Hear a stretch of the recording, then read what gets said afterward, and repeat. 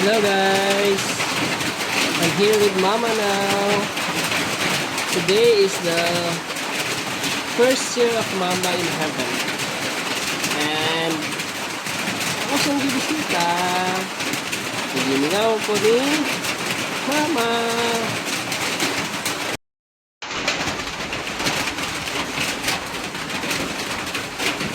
Ako na kayo ang apartment ni Mama. Di pa extend na mo ang iyang roof, di pa tasan. Then butangan na mo siya centralized full air condition. So naka air condition siya, no? Laos-laos ang hangin ano kay. Ano siya? Centralized. And na siya voice command na siya, no? Ang musika ang iyang candle every night, voice command na siya automatic by 6 PM. Yung ramig Siri. Pasiga ang kandila ni Mama. Ching! Siga na yung kandila, automatic na siya. No? Di ka na siya sa Amazon. Si Elon Musk na siya. Tesla na siya nga brand nga kandila. So yeah, I'm here with Mama and hinuan ako ang iyang apartment and I sweep the surroundings and wipe everything. Her picture, her tarpaulins. I arranged the flowers and bring her some candle for para nasa light going to heaven, to God. So yeah, I'm just here because 1 year ni Mama ron. It's November 6, 2025. So that is the hardest year, the darkest year that we've ever lived and we've ever experienced, no? Katong pagkawala ni Mama. So, just to give you some throwback, no? It was 2024 October nga gi-atake si Mama. High blood, no? Then, it was just a normal day kay kapila naman gi-atake si Mama. Then, pag atakiyon siya, makagawas ra after 3 days. Then, walang gid mi nag-expect nga dito na rin sa taman, no? For just short span of time, October 3rd week to November 1st week. Dito na siya taman, no? Murag 3 weeks na si Mama. So giatake siya. After 3 days nakagawas mi, no? Shout out sa hospital nga gabi ka incompetent o murag kwarta ray gipangita. Pag wala kay kwarta di katiman nun. Di na ako i-mention pero kabalo naman sila. Kung kinsa na nga mga hospital, duha na siya ka hospital, no? Kabalo na sila mga tao. Di na ako isulti kay si kasuhan ta, tinuod ra ba? Bitaw. So gipagawa si Mama after 3 days pero kasi pa siya reklamo nga labad gyapon yang ulo. Then ingon niyang doktor nga okay na siya, natural na siya sa kanang giatake. Kaya maglabad yun ang ulo. So we just assume nga siguro, no? Doktor na gud ang istorya nga normal na daw na. But still continuous ang pagsakit sa iyahang ulo pag uli na namo anang gabi una. Pagkaugma sakit gihapon. So nag-ingon ko kang ati ibalik na si Mama sa hospital kay murag di naman na maayo anong sakit mangyapon kayo, no? Di siya bearable nga sakit. It's kanagapiyong siya sa kasakit, no? Di siya katindog. Sago sa kasakit di siya kakaon. So I told ate nga dalan na si Mama balik sa hospital by Saturday. Friday may nakagawas, no? Pero gipalitan pa namo until Sunday. Then pagka Sunday ni arang-arang ang paminaw ni Mama. So kampante kayo mi Lord, thank you Lord. Arang-arang ang paminaw ni Mama. Kaya may tambal lagi patik sa iya ha. Pero pagka Monday kadlawon dito na si Mama giatake ug balik. Naghagok na siya. Gaistorya pa siya. Gapangayo pa siya pagkaon pero gahagok siya. No, di gamata yang mata. Pero gahagok siya nga gaistorya nga. Kaon pa ko day. Ana siya. So, grabe na to. Tulba na si ate kay kabalo man si ate sa mga cases sa mga high blood nga ga-atake.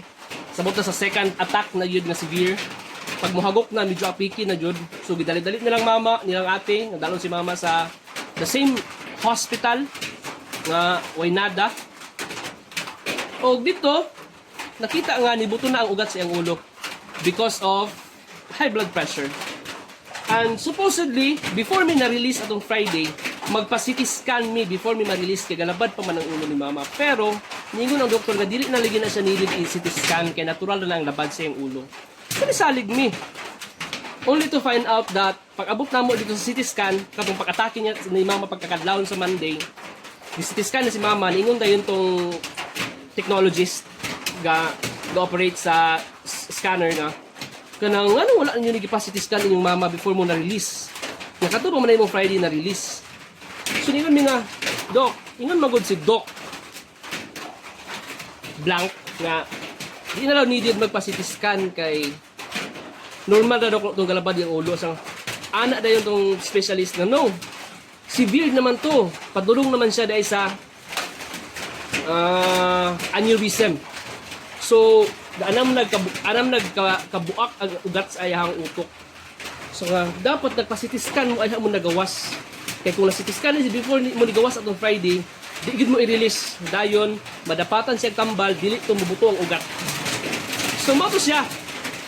Dahil kini what ifs nga, sus may pawato gigawas si mama, may pagpugusap ang doktor nga i-CT scan siya, but wala yun minahimo. Mao naman dito sa gigawas, ipagawas man mi, gipauli man mi. Kay okay ra daw. Kitagalan bitambal para sa high blood ug para sa pain reliever. Misalig mi because it's doctor's advice. Expert siya na.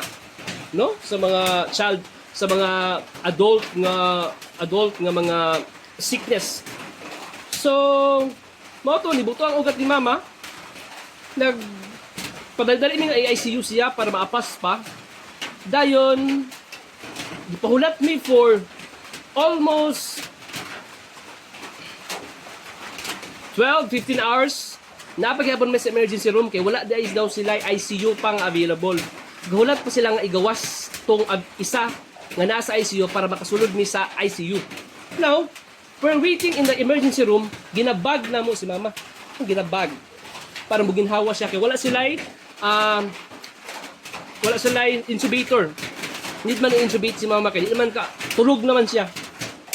Ngayon, gipabayad big 15,000 para na makita mi sa ICU. So di bayad mi nang utang mi. Only to find out nga wala di available nga ICU kay wa di dayon gawas tong ilang gihulat ka mo gawas. Gi-advise mi nga mobalhin sa another hospital sa Valencia. I will mention this hospital kay maayo ni sila. Recommended sanitarium. So niadto mi sa sanitarium. But before mi nigawas adtong hospital nga Waynada, among tang kontong 15K nga amo ang gidown para sa ICU kay wa man may kasulod sa ICU so supposedly i-release to sa mo kay wa man nalawat ang service sa ICU. Pero gididak nila sa amo ang bill kay nara kuno ni outstanding balance. Yes, it is really understandable nga non-outstanding balance but the purpose of the 15K is ICU. So wala sila nang hit sa amo ang gididak nila sa amo ang outstanding balance. ICU ang sabot na mo ato sa doktor o sa katong attending nurse. Kinsa pa to siya. So, wala na naghatag ang 15K kaya gideduct nila automatically sa mong bill. Nasunod na silang system, hindi nila ma-release. So, nangita lang ni kwarta para makasunod ni sa sanitarium. And it's, I think 20K para ma-ICU na po si mama dito. So, wala ko ang 15K. Laos ni sa sanitarium. Only to find out nga, daot ang anesthesiologist machine sa sanitarium di mapilhan si mama. Dili mabrihan ang iyang ulo. So, gi-refer na po niya itong isa ka super kawaynadang hospital. Ikatulong nga gibalhin na ni mama. Gi-operahan si mama dito. Katong pagtatransfer na mo sa Tuesday sa Kadlawon. No? Gi-operahan siya, it went well. Pero di pa siya kabata. Pero good yung mga vital signs. Ginilistong ni blood clots ang ulo, ipagawas. Butang tubo lang, itusok din, ipagawas ang dugo. It went well for 3 days. Successive, no? Successive ang development ni mama.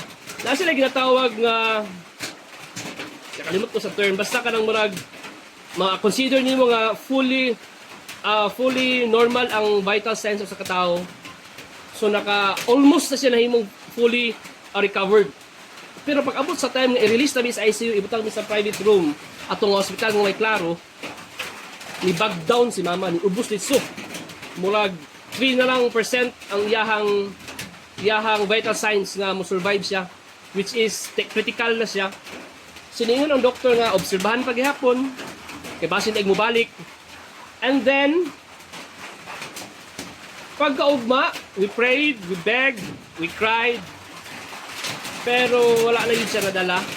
Ingnan na lang dayon ni pagkaugma nga ipaanhin na imong mga igsuon, imong mga parinti, iyang mga anak, kay you only have 24 hours nga makaspend time sa imong mama. So kadto nga time is wala yun nag-sink in sa ako ang una-una ang mga panghitabo kay 24 hours nga recovering man si mama, like grabe yun, recovering almost normal lang yung vital sign, pero ibalik siya pagka-down atong time nga i-release kami sa ICU. Wala bitang may nagbinuang sa iya, pero ano no, mas gibinuangan ba? Ano man yun na yung mga anak. But I don't believe in those things, pero namo yung mga anak gihapon. So ako magulangan nasa Leyte, nagalit-dali siya uli. Atong adlaw giingnan namin nga 24 hours. Dapat muli na lang yung magulang nga sa Leyte, si Manoy, Nicole Noel. So nadali siya, lupad siya dito. And then by 12 midnight, nakaabot si Manoy, which is na-istorya pa niya si Mama. Naka-say goodbye, thank you pa si Manoy. Dayon, pagka 2 p.m., gitabang na si Mama sa kadlawon sa November 6, 2024. So that time is, wala na ko'y na-feel, wala na ko'y nakuan nga pain kay pag ingon sa ko nga sa amo nga 24 hours I shut down everything. I-shut down ako akong mind, i-shut down akong heart. Wala mo naghilak. I didn't accept. Wala din ako ginabat. No. Dili na po rin 24 hours. Survive si Mama. Wala na ko dawat. Then moto, gitabang na si Mama 2 p.m. a.m.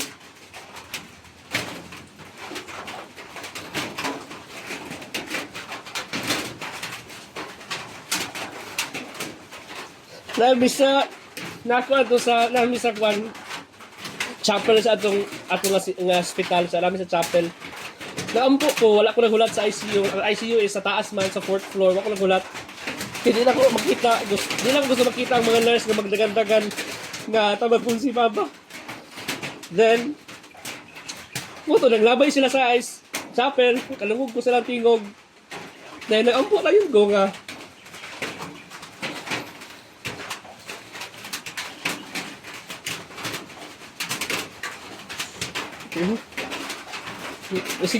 Sige Lord, you will be done. Pero sakit kay ito sa kuang, nga you will be done kay gawas among kapobrehon o among kakabus. We fought. Nangutang mi ng hulam sa para lang operahan si Mama. For almost 3 weeks, minimum na mo nga tambal is 15K. Ni max mi og 35K atong last 2 days ni Mama nga ginatryan na yun siya, kaya di naman budawat o tambal iyang lawas. Gahupong na si Mama. So, ang fluid niya is nagagawas. Nanghupong na si Mama. So, grabe nga pressure. Grabe. 15K a day to 35 for 2 nights. Natambal for 3 weeks na lang mo giantos. And, I almost faint. Hapit ko na kuya pa atong last 2 nights nga, 35K. But I'm so glad na yung mga nitabang, na inihatag og Gcash, nagpakaluoy ko, nagpakaulaw ko, nangutang ko, pero wala din siya nadala. And maybe that's it. That's the life of our mother. For 55 years, she stayed here on earth, doing the things that she usually do.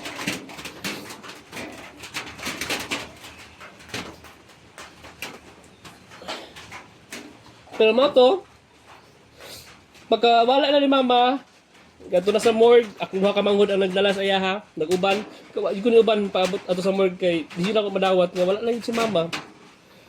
Ako manghod, pag ato wala itong primerong hospital nga may klaro nga mga atuan, wala'y sinilas, nagdali-dali para lang yun madala si Mama sa emergency room. Wala'y sinilas, wala'y ilis. Paabot ni mama sa morgue, alas 3. Gipahulat kami dito para i-process ang papers.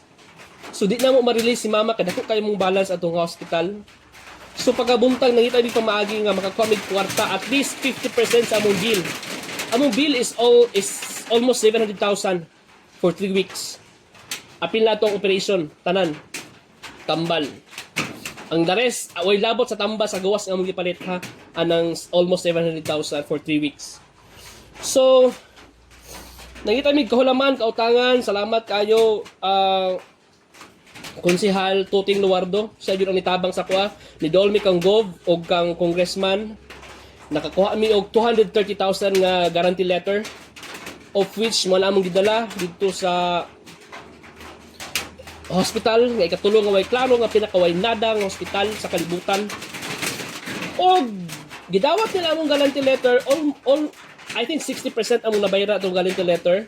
Pero di gyapon nila i-release si mama kay naa pa may outstanding balance daw nga mga 40%. Yung nga nakabayad naman with 50%, pwede ba nga amo na lang sa ilubong si mama? Aya na muna i-settle among balance kay mo bayad man mi. No, bisan pag pobre mi pero wala naman mi baruganan, naman mi integridad nga mobayad among kakulangan, mong utang bisan pag wa mo'y klaro. Way klaro ang ilang serbisyo dito, no. Gahulat mi sa ICU walay bangko. Gahulat mi kanos ang mamatay si mama, gihigda mi sa salog. Gahanig mi og karton bisan unsa among ihanig. Katong nga nga gipahulat mi nga ayon mo uli. Kadlawon mi naghigda mi sa hallway. Wala yun gina kita og gamay lang nga pabor nga mosunod mi while waiting nga maputlan si mama. At least na lang makita na mo pero wala gyud. Then almost nakig-away na ko dito sa accounting. Kung naalang ko dala nga pusil ato nga time or kutsilyo or ballpen mo ra gipang dunggab ko to sila tanan. Simba ko lang no. Kaya nagsipok akong ulo kay di nila release si mama bisan pag nalami almost 60% nga nabayran sa amo ang guarantee letter. Dayon gibili na mo ang bao-bao ni papa para lang jud ma-release mi. Pero di gid mi nila i-release bisan pag gibili na mo bao-bao as collateral. To give assurance nga mobalik jud mi. So naami 60% nga payment plus bao-bao as collateral. Nangay pa sila titulo. Kay ngon yung nga sus Lord, kung lalo ko yung atomic bomb, pabuktan ko itong atomic bomb hospital. Pero wala naman yung atomic bomb nun, bawal naman na, no? Nara na sa Russia o sa kan, North Korea. So, gingan ako ang accounting nga, ma'am. Ani na lang, ma'am. Kaya di man ninyo i-release, bisan pag naana na ang mga butang nga mong gikiha sa inyo, ha? Kamoy lubong kang mama, attend drami. Okay na mo, anak, ma'am? So nihilo mga accountant, murag nakanganga siya. Sir, ako sa istoryahan ng administrator. Istorya nila ang administrator nga. Okay, i-release na. Basta kaihatag ang rehistro, ato, ana, ang tanan. Bilin ng ID, contact number, everything. So dito na sila, ginrelease ni mama, no? From 2 a.m. sa kadlawon anang November 6, 6 p.m. namin nakagawas. Gaulan pa yun. Nami sa morgue. Sa kilid silang hospital morgue dito. Di pa yun kasulod si mama kay gamay kay lang morgue. Good for 2 person nga. Puno kayo og mga gamit. Dili po di sulan o patay. Si mama naas gawas sa morgue. Gaulan. Gatulo. So mura yun nagpasan sa solar system. Ato dili kalibutan na mong gipasan. Solar system. Gaulan. Patay si mama. Ayo pa yun sa hospital. Di pa yun duhian si mama. Bisan paghihatag na namong kanan. Magani, sugot sa rabot sila nga i-release si mama kasi sila tamay palubong. So, kami naglubong kang mama. Kato nga mga hospital, fuck you ninyo nga mga hospital. Fuck you ninyo. Fuck you. Naaray maabot sa inyo ang panahon. Na kamo na po mismo ang experience among experience sa gihimo ninyo sa mua. Tanan na mo kaila kabalo kung kinsa ng duha ka hospital. But, maabot ang inyong panahon. Fuck you ninyo mga hospital mo. Yawa mo. Warto, sorry. Fuck you. Warto siya, sorry. Karon na rin siya. Fuck you again. Yawa. Suko kayo ko. Kaya kung kamo experience ato, kung lang mo dala sundang, parigbason to nyo tanang tao sa accounting. Kung namo sa among sitwasyon nga naningkamot ni nga marilis among mama, malubong na mong sakto, kaya ano mo isettle lang kaman. Government health system, fuck you. Shit. Gilubong din si mama. That's it. That's the story. So, pohon, kung magsakit mo, kita, tao naman ta, masakit man yun ta. Ako ika-recommend ng hospital sa inyo is Bethel, St. Jude, Sanitarium. Number 1 ang Sanitarium, number 2 ang Bethel, and number 3 ang St. Jude. They are the best Christian hospital in Bukidnon. The rest of the hospitals, fuck you sa inyo. Yeah. Sanitarium. Napamiutang sa sanitarium pero bayaran na namo na. Pohon, bayaran na namo na. Wag siya lingin sa mua. Ang sanitarium pero napamiutang ito pero bayaran na mo na. Kaya hindi kalimot sa ilang tabang sa mua. So, yeah, that's the story of mama. Gidawdawog ang pobre ug ang kabus nga walay ikabayad. So here in the Philippines, pag wa kay kwarta, mamatay ka. Pero pag na kay kwarta, buhi ka. No? Tagan pag red carpet pag gusulod ka sa emergency room. Pero kag pobre ka, bisan pag isi-CPR na lang kadi isi-CPR kung wala kay GCash, patay ka. No? Sala man namo, di man mo sala ka kabus me. We're just incapable of such thing kay kulang din ang support. Kaning kamo pa naman pud gihapon mi nga legal ang mga trabaho. Aman mi nang urap. Padaan ang mga kurap nga nasa gobyerno. So, yeah, that's the story of mama.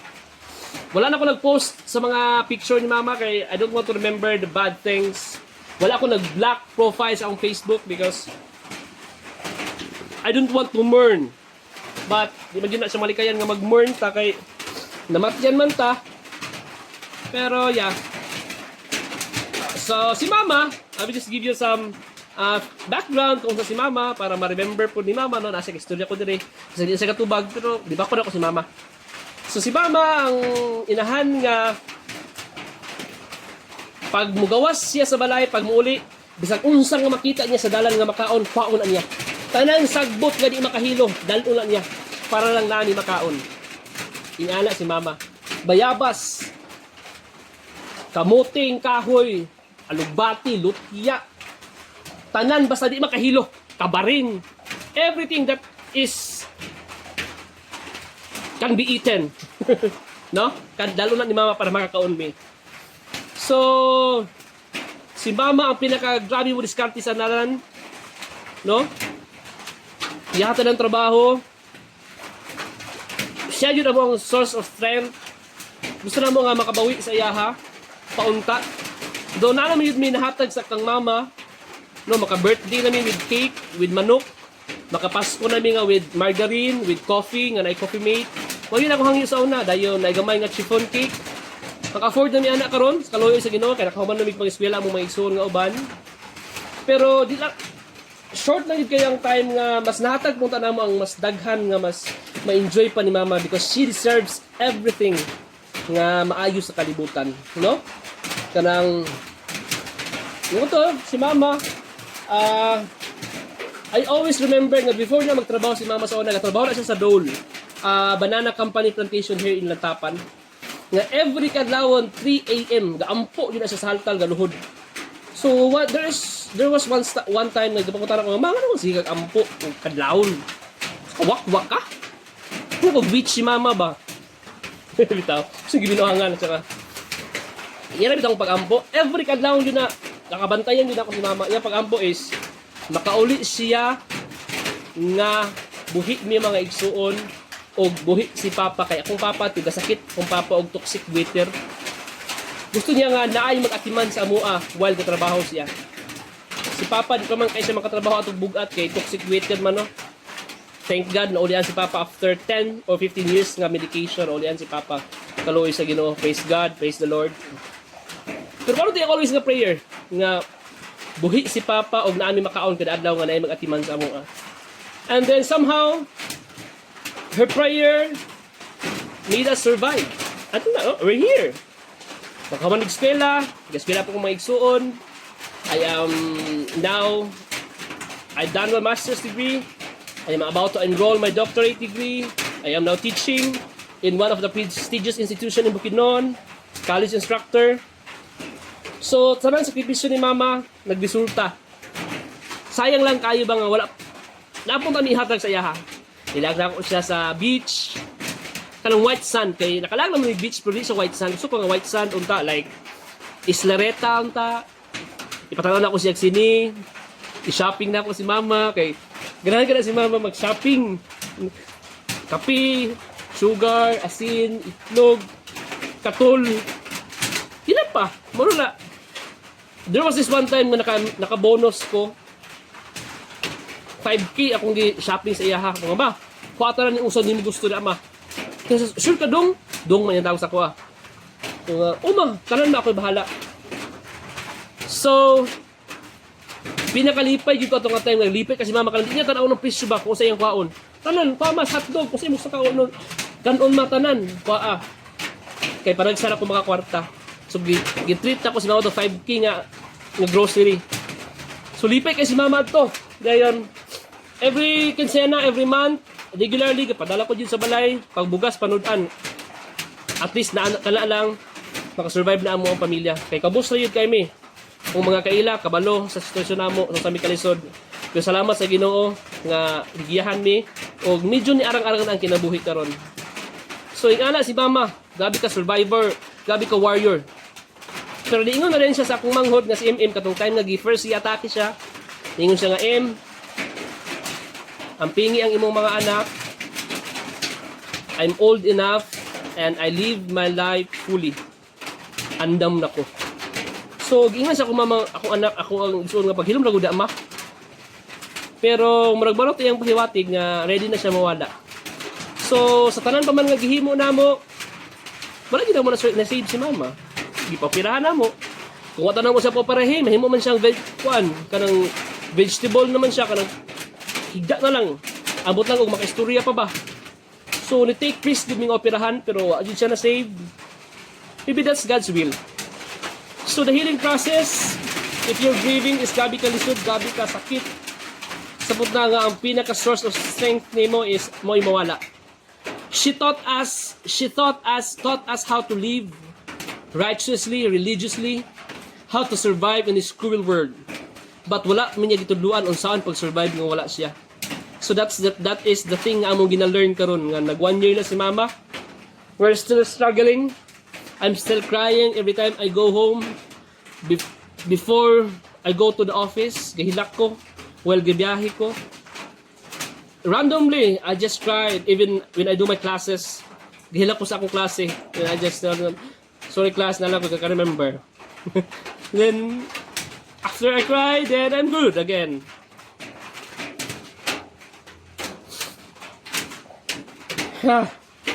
So everyone, that's the life story of my mama. She's our everything.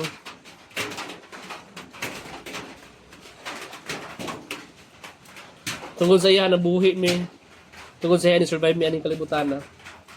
So, I honor her. I will always be proud of her, and panikamutan na mo nga ma-proud gyapon si mama sa muha karon nga naa siya sa langit. We will live with her legacy nga mutabang sa kabus, mualagad sa Ginoo, musimba matag adlaw, matag Domingo, muhatag og bulak kang Mama Mary every Sunday yun na. Grabe to si mama. Dayon magpakaon sa mga silingan, nagipanggutom. Birthday, fiesta, Pasko. Binlan namin niya amo ang kaunon, the rest ihatag iya silingan. Kay kabulo siya sa feeling nga gipanggutom. Kay wa gyud makaon sa una sa kalisod. So sige nagpakaon si mama. Mura siya ga-feeding program every day. Samutag na ay activity sa balay. No? Lupig pa na ng DSWD. Ga-feeding program eh. So yeah, that's mama. So thank you so much everyone for listening. So if your parents are still alive now, treasure them, text them, call them, spend time with them, even just a little bit of your time. No? Don't wait for the grand activities, grand reunion, birthdays, nga bisitahan nyo. No. Pag naka-free time, adtua sila laagi. Ilaag, i-treat, ipamassage, ipariband. Say I love you to them, hug them, and give everything. Kaya rin mo ihatag nito sa buhik pa sila. Ayaw nang magawa pa ka nga wala na sila. Kami gipaningkamot man yung maghatag tanan nga buhi pa sila pero mo dito among makaya kay. That's it. We're just poor. We're just poor. Pero ano, happy na si mama sa among abot. Mo siguro to nakaingon siya nga ready na siya nga mupanaw. Nakahuman mig eskwela, nakatrabaho namin, naminyo nako. Iya yung gilot sa kuha is apo. Which is diabot ang iyahang amo ang baby nga wala na si mama. Wala pagani, I don't know if kabalo ba si mama nga pregnant akong wife atong time nga gi-atake siya. Pero mo to siya nawala si mama pero ano gipuling nga angel nga baby girl which is I think that is the reincarnation of mama. Salamat kay Ginoo sa blessing sa mong baby ug sa family. So love your parents, take care with them, text them, love them, hug them. If they are unlovable, if they are not treating you as child, just pray for them na magiyahan sila. And just love them because what may mo, ginikanan din nato na, ginigmao nato sila. God bless everyone. James Vibes. Hi Mama! Love you! See you soon! When the time is right, when we are done with our time here in Earth. Goodbye!